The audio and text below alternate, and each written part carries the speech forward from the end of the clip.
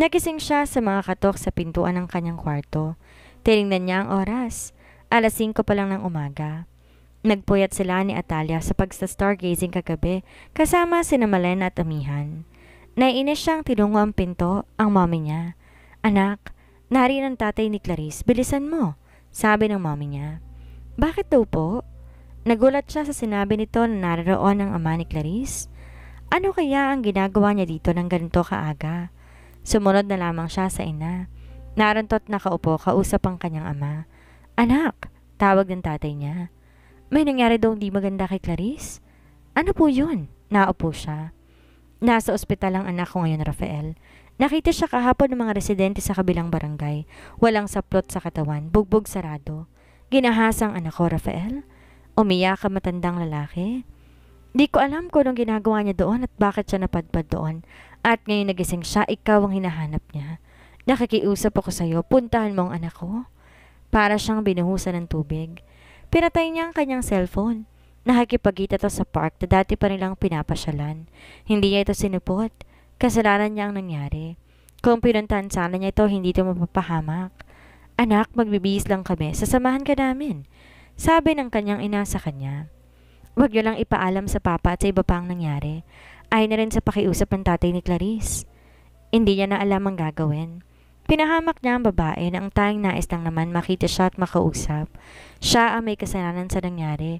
Siyang dapat sisihin sa lahat. Bigla siyang umiyak. Pinagmamasdan niya si Clarice. May mga pasa ito sa mukha. Pumutok ang laban nito at ang mga braso ay puno ng galos. Maraming pasa sa katawan, tanda na pinahirapan to. Kalunos-lunos ang itsura ng babae. Lalo siyang na-guilty na makita to sa personal. Kung maaari lang niyang saluhin lahat na nangyari dito, ginawa na niya. "Rafael?" Mahina ang boses ng babae. "Akala ko hindi ka na darating." "I'm sorry, Clarice. I'm sorry." Umiiyak niyang hinawakan ang kamay nito at hinalik-halikan. "Kung di dahil sa akin, hindi ka sana nagkaganyan. Kung sana dumating ako sa oras, hindi ka sana napahamak. Kasalanan ko rin naman to eh. Umaasa kasi akong darating ka." Mahina ang boses nito at sumilay ang malungkot ng ngiti. "Shh! Alam kong umasa ka. Ako talaga ang may kasalanan. Sana inintindi kita. Sana ako nasandalan mo nung panahong kailangan mo ko. I can't imagine na nagkaganito ka dahil sa kababayaan ko. Ako sana nagtanggol sa'yo pero wala ako. Hinayaan ko lang mangyari sa'yo ito." Umiiyak niyang sabi dito. "Tuparin mo lang pangako mo sa akin na babalikan mo ko after 3 years para tayong magpapakasal." Mahina pa rin ang tinig nito. "Oo, pangako yan. Sana wag mo na akong baliwalain. Sagutin mo naman sana mga messages ko. Ayoko isipin na ipagpapalit mo ko at baka yun ang di ko makayanan. Yung sinabi ko sa'yo, tutuparin ko yon. Pagbabayarin natin ang mga gumawa sa iyo." "May mga polis bang nagpunta dito?" "Di ko pa alam. Ngayon lang ako nagising eh. Salamat at pinuntahan mo ako." "Pupuntahan talaga kita. Patawarin mo ako." Di niya makayanan ang itsura ng babae. Napasuso siya sa kama at umiyak. Napakabobo niya at tinayaan niyang babaeng mapahamak. Kung tinagpusan niya ito at pinagbigyan na makapag-usap sila, hindi sana ito nangyari. Siya ang responsable kung ba't napahamak ang babae. Anong klase ng nobyo? Napakasakit isipin na may nagsakripisyo sa kababayaan niya. Pumasok ang nurse at isang doktor sa loob. "Sir, check lang po namin ang vitals ni ma'am," wika ng nurse. Lumayo siya ng kaunti at pinapanood kung anong ginagawa ng mga to. "Doc, kamusta po si Clarice?" Tanong niya sa doktor. "Meron siyang perineal tears, 2nd degree. Ito yung punit sa vagina at saka sa may butas ng puwet. Ibig sabihin may persahang pumasok sa butas ng puwet niya kaya ito nagkaroon ng punit. Maaring ang mga gumahasa sa kanya ginawan siya ng hindi maganda like double penetration, which is magkukos ng punit kung ang ginawang pagpasok persahan." Paliwanag ng doktor ang kanyang mga pasa. Di gawa ng iisang tao lang, malamang 2 o higit pa may kagagawa nito. Intact pa naman ang kanyang mga internal organs. Marahil pangahalay lang ang kanilang nais at hindi nila balak patayin si Clarice. Nasa sulok sila at mahihina lang ang mga tinig upang di marinig ni Clarice ang usapan nila. Halos hindi siya makapaniwala sa nangyari sa dalaga. Nang dahil sa kanya nakaranas to ng malalang pang-aabuso. Pagkaalis ng mga doktor, tumulo ang kanyang luha. Sobrang guilty niya sa nangyari. Bakit ka umiiyak? Tanong ni Clarice sa mahina pa ring tinig. Wala naman, nagugutom ka ba? Tanong niya rito. Hindi naman, may ipapakiusap sana ako sa'yo. Ano yon? Huwag yun ang ipaalam, kahit kanino, na ang nangyari sa akin, please. Pakisabi kina tita at tito. Ayoko na kawan ako ng lahat at masira pa ang mga plano ko. Kilala ko si Lolo. Pinamimigay niya pa talaga ang mga bagay na para sa'yo kung di mo siya susundin. Makakaasa ka, walang makakaalam nito. Mangako ka. Pangako. Bumukas ang pinto at pumasok ang kanyang mga magulang. Iha, kamusta ka na? Tanong ni Elena ang mama niya. Okay naman po ako, tita. May mga pulis na sa labas, kakausapin ka ata? Sabi ni Luis ng kanyang ama. Tita, tito, salamat po sa pagdalaw. May ipapakiusap po sana ako. Sabi ni Clarice. Ano yun? Huwag yun na po sana ipaalam kahit kaninong sinapit ko. Nakakahiya po eh. Ayoko pong kawaan ako ng lahat. Lumuluhang sabi nito. Makakaasa ka, iha, na walang ibang makakaalam na nangyari sa'yo kahit sino man sa bahay? Sagot ng kanyang mga magulang. Salamat po. Ngumiti si Clarice. Halata sa itsura nito ang pait na nadarama. Ang pinagdaanan nito na bakas sa mukha. Namamaga ang pisngi nito kaya siguro to nahihirapan na ngumiti na maayos. Di niya akalaing ito magiging kapalit ng mga kaligayahan niya sa piling ni Atalia. Nagkamali ako. Ito ata ang karma ko. Ang daddy niya ang nag-drive na sasakyan pa uwi ng bahay. Parang di niya kayang magmaneho sa nakitang kalagayan ni Clarice. Ano kayong ginagawa ni Clarice sa park ng ganong oras? Basag ng mommy niya sa katahimikan. Baka totoo ang balita na pick-up girl siya, sagot ng daddy niya. Naririnig ko ngayon sa mga amiga ko, sagot naman ng mommy niya. Huwag kayong mag-iisip na masama tungkol sa kanya, wala kayong alam. Natahimik ang mga magulang niya sa sinabi niya. Alam na mga ito na pag nagtaas siya ng boses ay galit siya. Alam niyo ba kung bakit siya naroon? Dapat magkikita kami, hindi ko siya sinipot. Kasalanan ko at alam niyo, ayaw niyang malaman ng ibang kalagayan niya dahil sa akin. Bukod sa kahihiyan at ayaw siyang kaawaan ng iba, baka masira ang buhay ko. Ngayon, nandahil sa akin bukod sa kahihiyan. Anong kasalanan niya? Ano? Anong ibig mong sabihin, anak? Naguguluhang tanong ng mommy niya. Tanghali pa lang nagkita na kami, mommy. Nag-text siya sa akin na magkita raw kami doon. Hindi ko siya sinipot. Pinatay ko ang cellphone ko kaya mommy. Kasalanan ko ang lahat. Umiyak siya ng umiyak. Anak, huwag mong sisihin ang sarili mo. Nagkataon lamang yun. Sabi ng tatay niya na itinabi ang sasakyan upang bigyan siya ng daan para makapagmukmok. Iyak lang siya ng iyak. Ang puso niya sa ramdam niya ay nadudurog. Maling-mali ang ginawa niyang pambabaliwala kay Clarice. Mommy, anong katangahan na nagawa ko? Ano ang nangyari? Pinuntahan siya ng mommy niya sa likod at saka niyakap. Anak, please, makinig ka sa akin, okay? Ayaw ipaalam ni Clarice sa lahat ang nangyari sa kanya. Kaya umarte ka ng normal. Lumuluhan na ang kanyang ina. Ano ang gagawin ko, mommy? Relax lang, anak. Wala na mga tao sa bahay pagdating nila. Mga nagsipasukan na ata sa opisina. 8:00 na ng umaga. Wala rin ang kanyang lolo, pati na si Tito Robert. Ang naabutan niya doon ay si Tita Claudia na nagulat pa nang makita sila. Oh, saan kayo galing? Akala nila nasa opisina na kayo. Tanong nito. Nag-aya kasi itong binata namin na mag-morning tripping. Alam mo na, hindi na namin magagawa kapag may asawa na siya. Pagdadahilan ng kanyang ama. Mukhang nagka-senti moments pa kayong mga anak. Nag-iyakan pa ata kayo eh. Naiiling na sabi nito. Kakain ba kayo? Oo, nagugutom na nga ako eh. Sagot ni Luis. O, maupo na kayo dyan at ipapalabas ko ng pagkain ninyo. Saka to tumalikod sa kanila. Naupo na silang mag-anak. Siya wala pa rin kakibo-kibo. Pagdating ng pagkain nila, nagpaalam si Tita Claudia na may aayusing paperwork sa library. Tamilmil siyang kumain. Parang pakiramdam niya hindi niya malunok ang pagkain. Walang lasang lahat ng kinakain niya. Kahit mga sabaw ang lasa matabang. Hindi po ako papasok, sabi niya sa mga magulang. Matutulog po ako. Tinalikuran na niya ang mga ito. Pag-akit niya ay nakita niya ang cellphone. Doon pa lang niya to naisipang buksan. Sunod-sunod na messages ni Clarice ang dumating. Halos 100 call sa messenger. Gigil na gigil siya. Di niya akalaing ganitong kahinatnan ng katangahan niya. May mga mensahe rin mula kina Atalia at sa lolo niya. Hinahanap siya ng mga ito. Pinatay niyang muli ang cellphone, saka siya nahiga.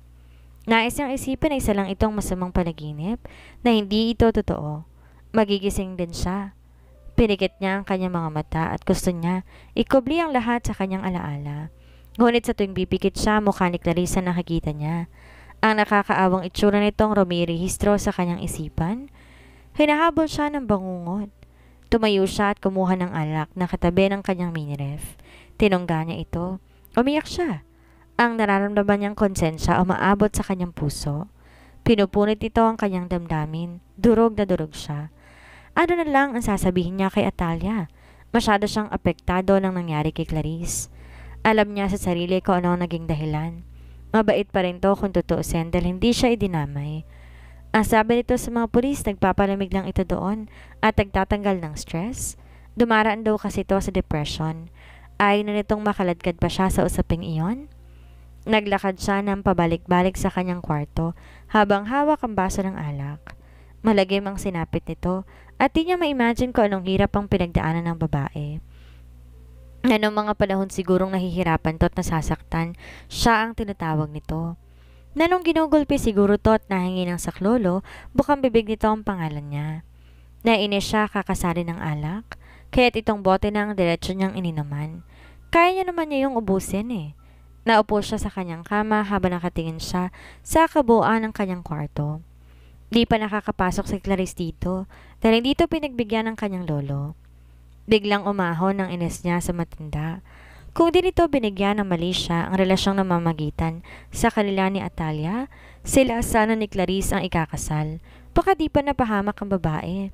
On the contrary, siguro iniisip lang ng matanda ang mga iniiwan nitong pinaghirapan nito sa mahabang panahon. Bibigyan niya ng benefit of the doubt ang matanda. Si Atalia naman walang kasalanan. Nakausap lang naman siya dito na pumayag sa gusto ng kanyang lolo dahil kung kayamanan ng gusto nito sana, hindi na ito pumayag sa kagustuhan ng matanda. Dahil ito ang makakinabang ng lahat. Ang may kasalanan ay siya. Bukod kay Clarice, may kasalanan din siya kay Atalia. Pinakailaman niya ito. Ang totoo, ginahasa niya ito. Wala naman tong kaalam-alam sa unang namagitan sa kanilang dalawa. Sa maiksing panahon at magkakasunod na araw, wala siyang ginawa kundi magpakasasa sa katawan ng dalaga. Lahat na nangyayari sa buhay niya, kasalanan niya. Nang makaramdam siya ng pagkahilo at maubos ang alak na nasa bote. Nahiga na siya. Kailangan niya ipahinga ang utak na may kargang alak upang di siya habulin ng bangot pagpikit ng kanyang mga mata. Sa kanyang pagkakahiga, mabilis siya nakakuha ng tulog. Hindi sana totoo ang lahat. Pahabol niyang sabi sa kanyang sarili. Maaga po silang umalis? Tanong niya kay Lolo Harry. Oo, may sumundo daw kanina, sabi ng isang katulong. Sagot ng matanda. Malamang, naglambing na naman si Elena na lumabas sila ng maaga. Matagal na kasi nilang hindi nakakasama ang anak nila, lalo pa ngayon at ikakasal na siya. Sagot nito sa kanya. Pupunta na ba kayong office? Sasabay na po ako. Sabi niya sa matanda. Mabuti pa nga. Iwasan mo na ang magmaneho lagi, lalo't lagi kang pagod sa pag-aasikaso ng kasal ninyo. Lumabas ang tatay niya mula sa kusina kausap ni Tita Claudia. Nginitian niya ang mga ito. Aalis na ba tayo, sir? Tanong nito kay Lolo. Anong sir? Kapag nasa bahay, tito na lang. Sagot ng matanda. Medyo nahiya ito na lumingon sa kanya. Hindi pa ba alam ng anak mo? Napapakamot ng ulo ang tatay niya. Hindi ba po? Pero wag ka pong mag-alala. Pansin naman yan ni Malena. Tsaka nang pag-usap na kami ni tita kagabi. Wala naman akong tutol eh. Talaga? Nagulat pa ito. Bakit wala ka namang nabanggit sa akin? Bari nito kay Tita Claudia. Ikaw ang magsabi sa kanya. Nagawa ko na ang part ko. Lumapit ito sa kanila at sa kaniyakap ang tatay niya. Tama na. Baka magkaroon pa kami ng bunsong kapatid ni Malena. Biro pa niya. Pumayag ka agad sa kanila? Tanong ni Lolo Harry. Matatanda na po sila, Lolo. Nako. Kung ako yan, hihigpitan ko at baka makapagtanan pa. Doon sila natawa sa sinabi ng matanda. Naglalaro siya sa kanyang swivel chair nang silipin siya ng kanyang ama. Kakatapos lamang niya na kumain. Kasama niya ibang katrabaho nang kumain siya sa kantin. Di niya naman ugali na sumala sa mga boses kapag nasa opisina. Anak, tawag ng kanyang ama. Saka naupo sa harapan niya. Bakit po? Tumigil siya sa pagpapaikot ng upuan. Gusto ko lang na humingi ng sorry sa'yo kasi hindi ko agad nasabi sa'yo ang tungkol sa amin ni Claudia. Okay lang po yon, Papa. Alam nyo, kahit hindi nyo po sabihin, napapansin namin. Remember, action speaks louder than voice. Matagal na namin kayo napapansin, ayaw lang namin kayo na panghinaan. Dahil buhay nyo yan. Isa pa matatanda na kayo. Alam nyo na ang tama at ang mali. Salamat anak. Hindi ko alam kung ano nagawa ko mabuti at biniyayaan ako ng mabuting anak kagaya mo. May nakalimutan kayo. Ano yon? Yung maganda. Ano nagawa ninyo at biniyayaan kayo ng isang mabuti at napakagandang anak. Sabi niya sa ama na ikinatawa nito. Siyempre, ikaw ang pinakamaganda kong anak. Wala naman kayo ibang anak ka. Kaya nga, kailan pa ang relasyon ninyo ni Tita Claudia? 1 taon pa lang. Matagal na ako nang niligaw dyan kaso mukhang takot sa lalaki. Inabot din ng 5 taon. Oh, kaya tuwang-tuwa ako nang pagbigyan niya ako. Inaya ko siya na magpakasal. Ayaw naman niya kasi daw gusto niya munang malaman ninyo at hihingi ng basbas ninyo. Kung nagsabi kayo kaagad, sana nauna na kayo ikasal sa amin. Ginagalang ko ang desisyon ng tita mo. Kaso ayoko naman siyang biglain. Masaya ako para sa inyo, Papa. Karapatan ko naman na maging masaya. Sabi niya, kaya nga anak, alam ko na maunawaan mo kami. Maraming salamat sa iyo. Si Malena na lang kakausapin namin. Huwag kayong mag-alala kay Malena. Mabait na bata yun. Kailangan niya rin ng ama na masasandalan. Payag po ako na maging kapatid siya. Kasando ko naman siya eh. Pero ikaw anak, handa ka na bang mag-asawa? Tanong ng kanyang ama. Yung totoo po? Opo, handa na. Kung si Rafael ang magiging asawa ko. Mahal mo ba siya? Napabuntong hininga siya. Alam niyo ang sagot dyan? Matagal ko na siyang mahal at alam po yan ni Lolo El. Kaya po yun ang agreement na ginawa niya ay para mahulog sa akin si Rafael. Tsaka para mapangalagaan ko ang naipundar niyang negosyo. Napapansin po kasi ni Lolo na bulagsak sa salapi si Clarice. Ibig mong sabihin, alam mo ang plano ni Sir? Nagulat na sabi ng kanyang ama. Tumango siya. Opo, pero hindi alam ni Rafael na mahal ko siya. Sekreto lang po natin to. Anong gusto niyong mangyari? Kaya po 3 taon ang hiningo kay Lolo para mas matagal kami magkasama ni Rafael. Kasi kung 1 taon lang po, baka hindi po ako magtagumpay. Seryoso ba yan? O nagbibiro ka lang? Papa naman, bakit ko naman kayo bibiruin? Seryoso po ang bagay na to at isa pa. Kung di man po ako magtagumpay, at least lumaban ako, hindi po ba? Sa bagay, matalino ka talaga anak. Mana ka talaga sa akin. Teka, bakit po kayo nakikipagkwentuhan sa akin? Wala ba kayong trabaho ngayon? Break time pa anak. Ikaw nga paikot-ikot lang kanina ng upuan mo eh. Sagot ng ama. Alam nyo, mana talaga kayo sa akin. Marami kayong katwiran. Ikaw talaga? Ano ba anak ang tungkol kay Clarice at Rafael? Pumayag muna ako sa usapan na maghiwalay kami in 3 years. Di ko nga alam kung ano nagustuhan niya sa babaeng yun. Eskandalosa na, gastador pa. Hindi mo kasi anak alam ang buhay ng mga may kasintahan hanggang hindi ikaw ang natating sa kinatatayuan nila. Kaya siguro ikaw ang naguguluhan at hindi siya. Pareho siguro ang mga lalaking sumagot. Kasi yan din po ang sinabi ni Rafael sa akin eh. Di naman siguro.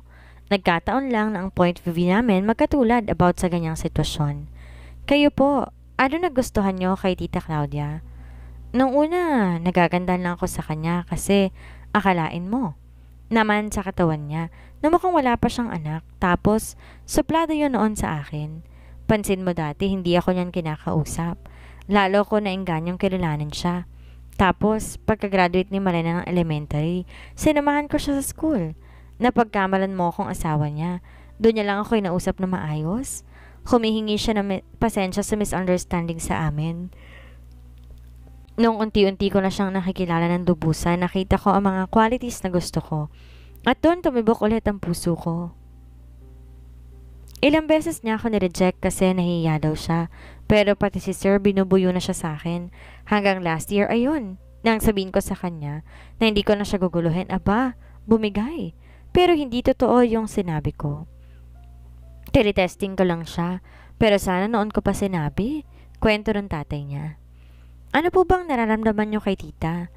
Hindi ko ma-explain eh. Ikaw, anong nararamdaman mo kay Rafael? Balik tanong nito sa kanya. Di niya na nasagot ang ama dahil tinawag na ito ni Lolo. Ano nga bang nararamdaman ko noon kay Rafael at nasabi kong mahal ko siya?